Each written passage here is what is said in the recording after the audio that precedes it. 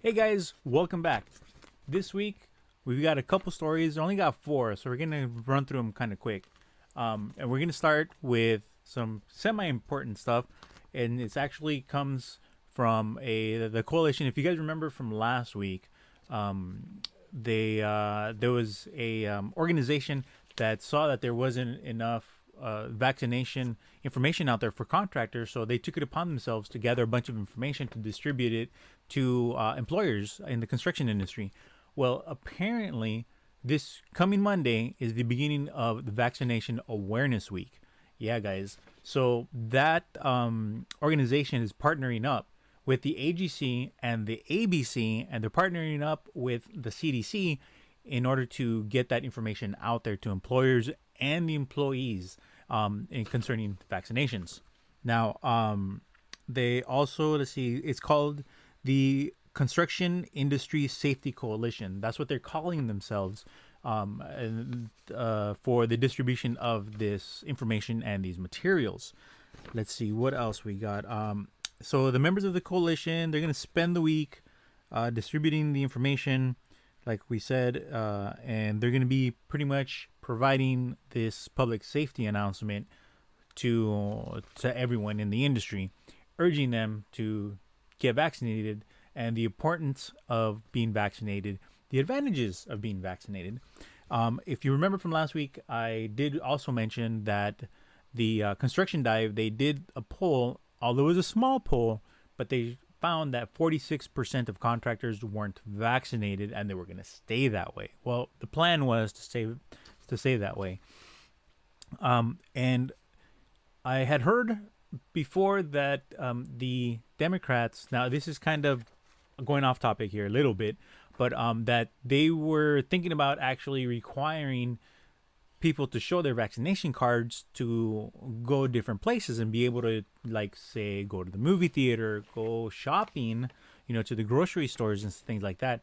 And they might actually, if they push it hard enough and it actually passes, I mean, it could even affect work. If you're not vaccinated, they can actually keep you from work. And also from last week, don't forget, at the webinar that was being conducted by the AGC of America, the lawyers did say that the employers can, on their own will, they actually legally can require vaccination of their workers, especially the field workers. So keep that in mind as we go on with the rest of this pandemic, and hopefully we get out of it by the end of the year or sometime sooner than that.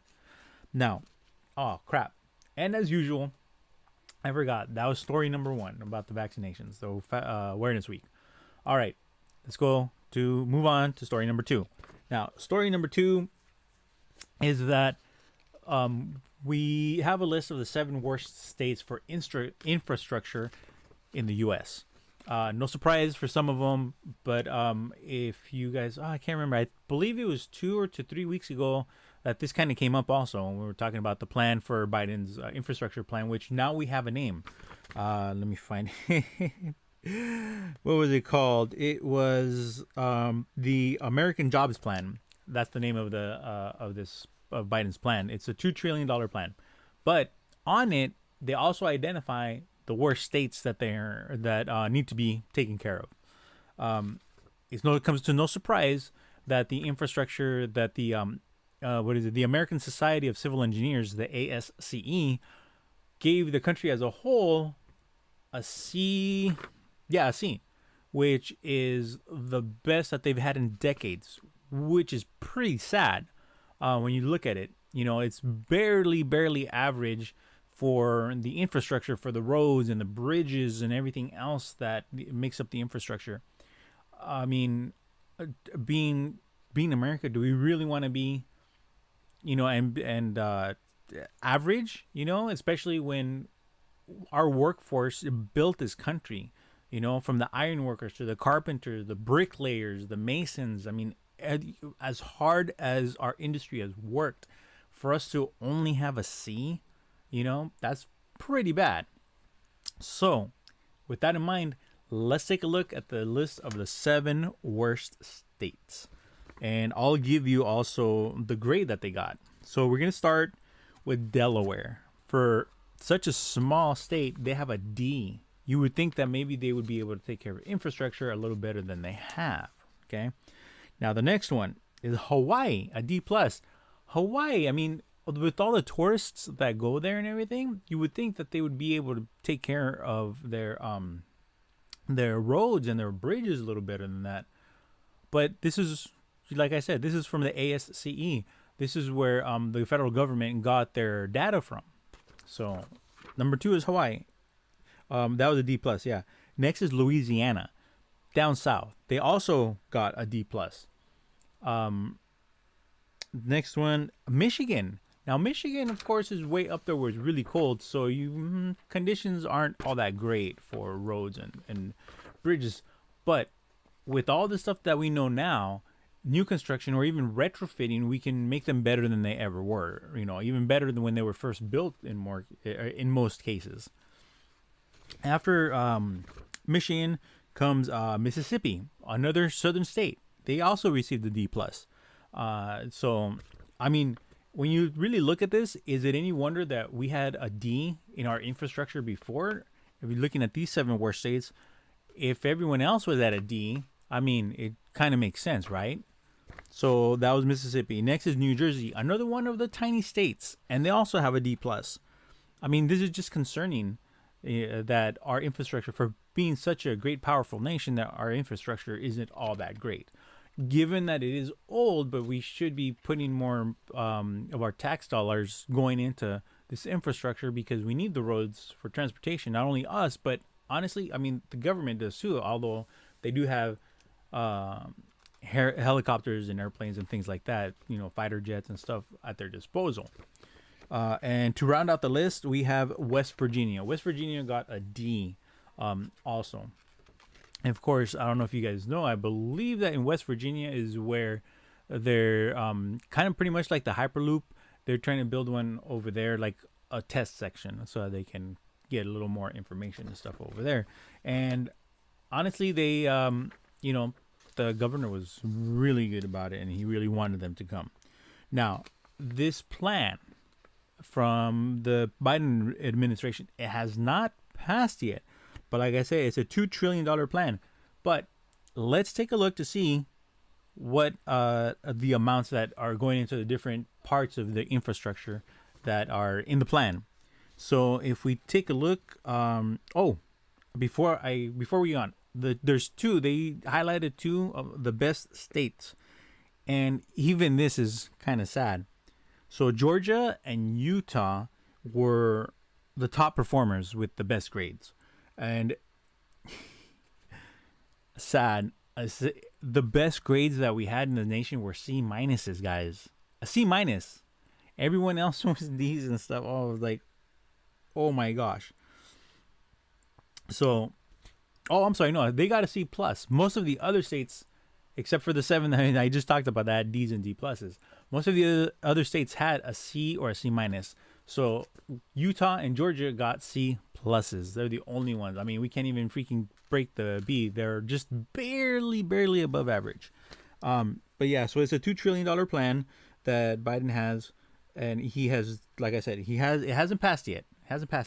So we still got that to go with. So the $2 trillion plans is going to be broken down this way. So they're going to allocate $621 billion for transportation, roads and bridges and things like that. And then they're going to give $689 billion for building and utilities. Obviously, we need to get that up and running.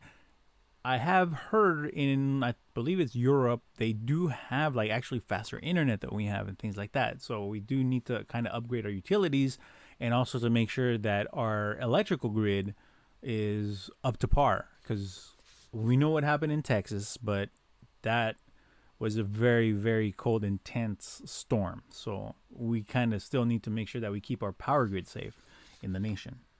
After that, for utilities, then there's going to be $500 billion for worker training, research, and development. Research and development, so R&D, and domestic manufacturing infrastructure or initiatives. Sorry, that's where the other $500 billion are going. Which, I mean, in order to bring jobs back and have good jobs here, like manufacturing stuff like that, we need to bring back some of the manufacturing, the CNC stuff, and things like that. So I can see where, yes, we need to have that investment, but is it really infrastructure? Is my question, because manufacturing, I mean, unless we become a completely communist country, they shouldn't be state owned. They should not be owned by the government.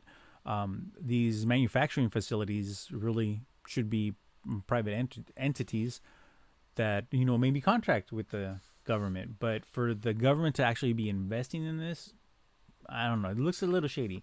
Now I'm all for the worker training, things like that, like say with OSHA, and offer some type of assistance for people to get their 10 and their 30-hour OSHA safety training classes, or maybe have some type of contest where that's, pick a certain amount of people from each state or something, in the workforce in some industries, or maybe push some industries into becoming more or to becoming more safe. And I would be okay spending the money there. But that's pretty much it for there. So the way they plan, I know, it's always the same thing. Where's the money come from? Well, here's the plan so far. According to Biden, it's going to be paid for over the next 15 years by raising taxes. Now, before anyone gets up in arms, it's not going to be everyone's taxes in the nation. Right now, or as it is right now, large corporations are paying 21% taxes, supposedly. So they want to raise that 21% to 28%, and that way, over the next 15 years, it'll bring in the revenue that was spent on all of this infrastructure work. So we'll see how that goes. Now, let's see, what's the next story? What do we got next? Oh shit, I lost my place here. Oh, here we go. Yeah, so New York State, the governor just signed the new pot law or marijuana law that has gone into effect in the state of New York. Now, I knew they were close to legalizing it, but now that it's legalized and it's signed over, obviously, just like any other employer or any other industry, the construction industry is worried about people being on the job and being impaired, because yes, some people argue it's just a little bit of pot, it doesn't really affect you very much, but depending on the amount of pot, you need to be completely, because I mean, have you guys not seen accidents? People are not impaired and we have accidents. So it would I would imagine that being even small, being impaired for a little bit is still a big liability.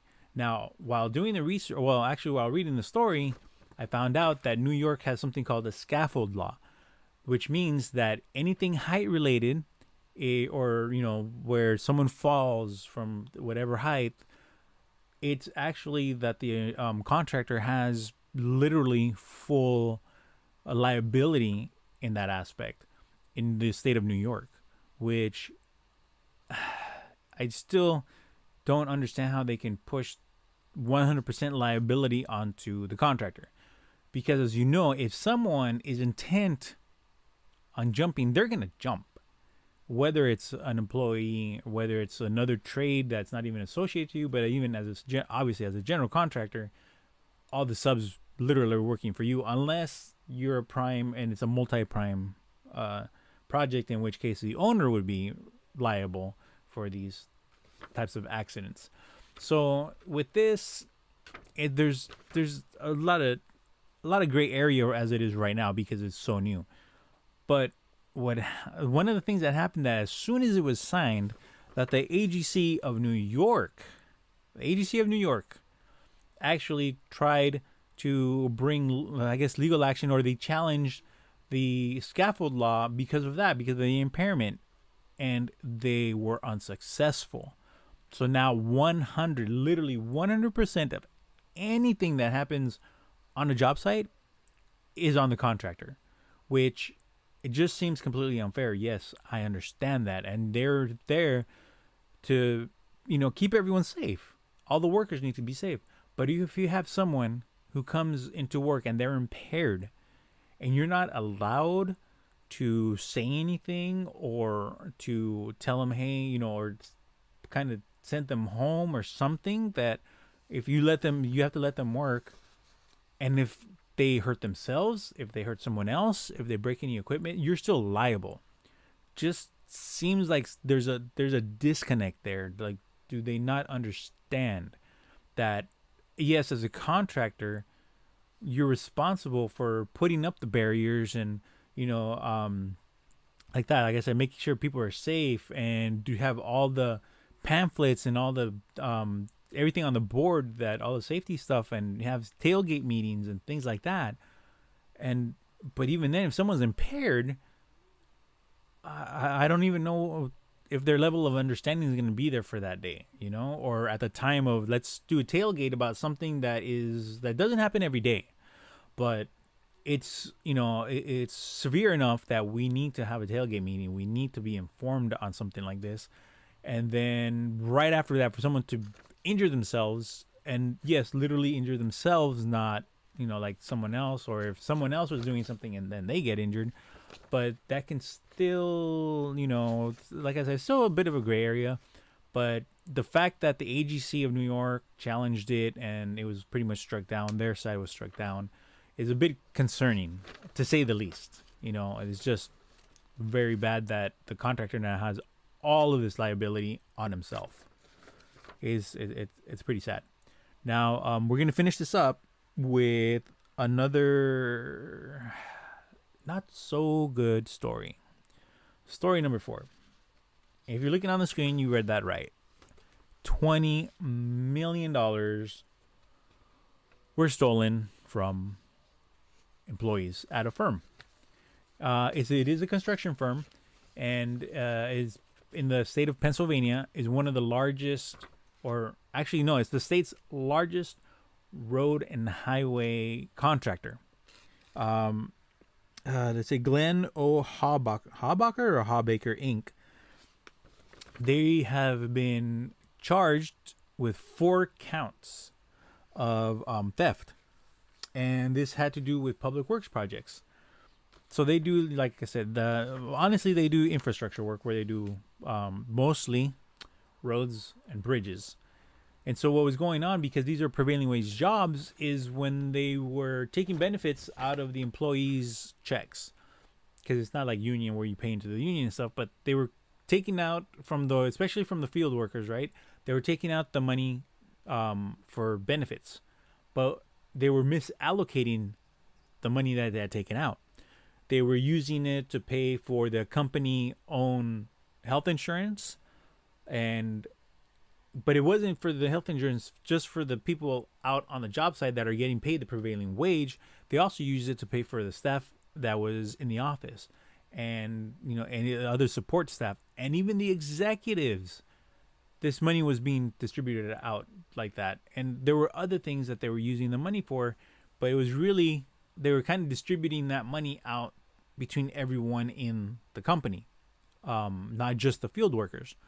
So what was going on is, they were doing this. There's some shady stuff, and so when the feds came in to investigate, it actually took them 3 years to actually unravel this big, huge thing. And the company has said, they issued a statement, and they actually said that they're cooperating with the authorities and that they want to make things right. Now, here's the kicker, guys.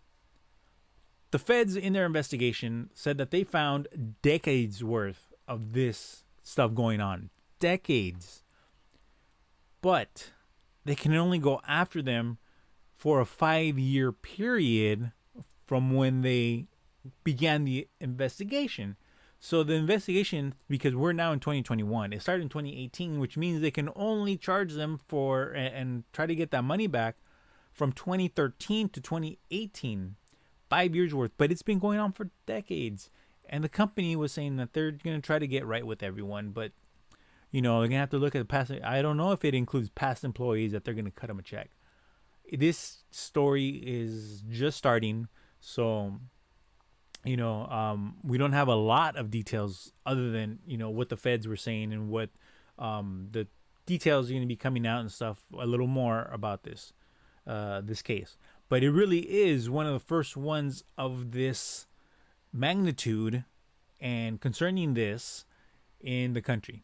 And the exact number that they actually quoted in the story was $20.7 million. Can you imagine that in prevailing wage? How many employees is that you have working for you? The size of your company and the number of employees that you have working for you for you to end up in a 5-year period. That means that you had over $4 million. Well, not quite $4 million, but almost like right on the brink of the $4 million every year.